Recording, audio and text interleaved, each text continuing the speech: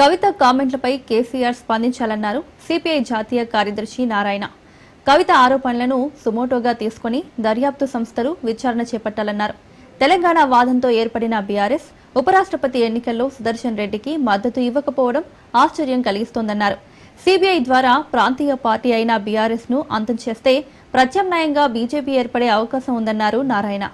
Trump అహంకారంతోనే Bharat Russia పరిణామాల మీద మనతో మాట్లాడడానికి సిపిఐ జాతీయ కార్యదర్శి నారాయణ గారు ఉన్నారు. సార్, ఈ నెల 9వ తేదీన ఉపరాష్ట్రపతి ఎన్నిక జరగబోతా ఉంది. మొన్నటి వరకు అధికారంలో ఉన్నటువంటి బీఆర్ఎస్ తన స్టాండును వెల్లడించలేదు. ఒకవైపు ఇండియా కూటమి సుదర్శన్ రెడ్డిని తెలంగాణ వాసిని నిలబెట్టగా, మరోవైపు ఎన్డీఏ కూటమి అటు సిపి రాధాకృష్ణ నిలబెట్టింది. ఇప్పటి వరకు తన వైఖరిని ప్రకటించలేదు. నేను ఆశ్చర్యపోయేది ఏంటంటే, టీఆర్ఎస్ పుట్టుకే తెలంగాణ సెంటిమెంటు, తెలంగాణ ప్రజల యొక్క స్వపరిపాలన, తెలంగాణ నీళ్ళు తెలంగాణ ప్రజలకి, తెలంగాణ ఉద్యోగాలు తెలంగాణ ప్రజలకి అనేటువంటి ఒక రాజకీయ విధానంతో పార్టీ పుట్టింది. పార్టీ రాష్ట్ర రెండుగా చీలిపోవడానికి కారణభూతమైంది. చనిపోయిన తర్వాత మీరు ఎన్నికల్లో వాళ్ళు పోటీ చేశారు, వాళ్ళు ముఖ్యమంత్రి అయ్యారు. 2 పర్యాలు తెలంగాణ ప్రజలు కేసీఆర్ ముఖ్యమంత్రి చేశారు. అంటే Sons of soil theory, Telangana బిడ్డ తెలంగాణ ప్రజలు చెప్పినవాడు మీరు. వెంకయ్యనాయుడు పోటీ చేసినప్పుడు కూడా తెలుగు ప్రజలు కాబట్టి నేను పోటీ సపోర్ట్ చేస్తామని చెప్తున్నారు. ఇప్పుడు సుదర్శన్ రెడ్డి గారు ఎవరు? జస్టిస్ సుదర్శన్ రెడ్డి గారు ఆయన తెలంగాణ బిడ్డ. తర్వాత ప్రత్యేక తెలంగాణకి అధికారపూర్వకంగా సపోర్ట్ చేసినవాడు. వెంకయ్యనాయుడు అని చేయలే, కానీ ఈయన ప్రత్యేక తెలంగాణ కోసం బయట మాలాగా స్టేట్మెంట్ ఇవ్వకపోయినా అన్ని రకాల గ్రౌండ్ వర్క్ మొత్తం చేసింది సుదర్శన్ రెడ్డి గారు.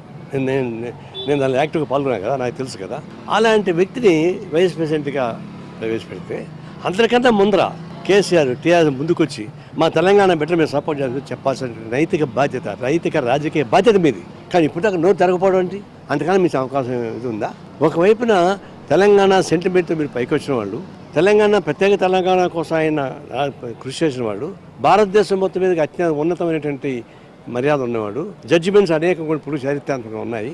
అలాంటి ఒక ఎగ్జాంపులరీ పర్సన్, అట్లాంటి అతన్ని బంగారం లాంటి మనిషిని మీరు ఇంతవరకు నోరు తెరలేదంటే అంతకన్నా మించిన దౌర్భాగ్యం, రాజకీయ అవకాశాలు ఇంకొకటి లేదని మాత్రం చెప్పగలను. అమెరికా అధ్యక్షుడు డొనాల్డ్ ట్రంప్ ఇటీవల ఒక కామెంట్ చేశారు. మోదీ, పుతిన్, జింగ్పిన్ కలిసి ఉన్నటువంటి ఫోటోను ఆయన సోషల్ మీడియాలో పెట్టినటువంటి పరిస్థితి ఉంది. 3 దేశాల మధ్య సఖ్యత నెలకొందని అనుకోవచ్చా? ఇది ఈ 3 దేశాల భవిష్యత్తు ఏ విధంగా ఉండబోతుంది? ఆర్థికంగా స్థిరపడేటటువంటి అవకాశం ఉందా? ఎందుకు ట్రంప్ ఇటువంటి కామెంట్ చేశారు?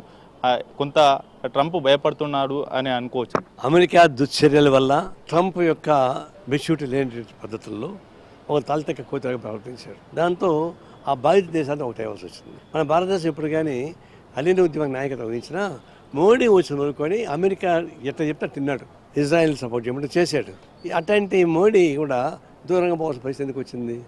ట్రంప్ విపరీతమైన ధోరణి ప్రకటించాడు, టారిఫ్లు ప్రకటించాడు, ఖర్చు సాధింపు చేయడం మొదలుపెట్టాడు, విద్యార్థులపైన దాడులు చేయడం మొదలుపెట్టాడు, ఉద్యోగస్తులను బెదిరిస్తూ ఉన్నాడు, ఆర్థిక అంశాలు బెదిరించి మన దేశానికి లక్షల కోట్ల రూపాయల నష్టం వచ్చి పనిచేస్తున్నాడు.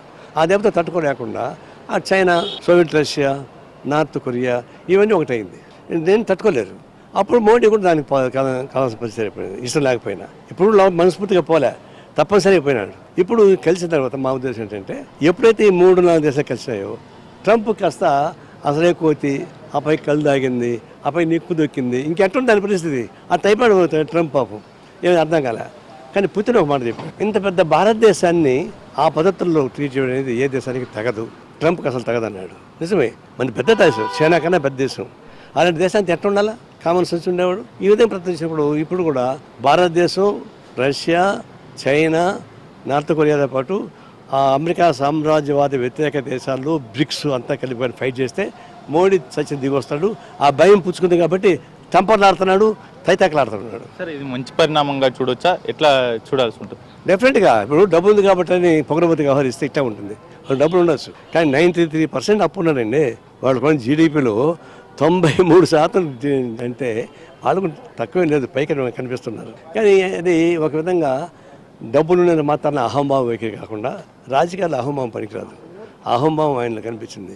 ఇప్పుడు ఆ అహంభావాన్ని దించేస్తా ఉంది, ఇంకా దిగుతుంది, దిక్కిందికి వస్తుంది. ఇది ఓవరాల్గా సిపిఐ జాతీయ కార్యదర్శి నారాయణ గారు చెప్తున్నట్టు. కెమెరా పర్సన్ అమర్తో రాజు, రాజ్ న్యూస్, హైదరాబాద్.